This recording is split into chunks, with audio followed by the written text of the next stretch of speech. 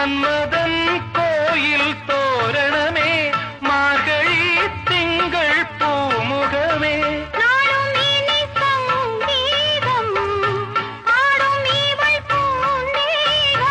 அம்மம்மா அந்த சொர்க்கத்தில் சுகம் நன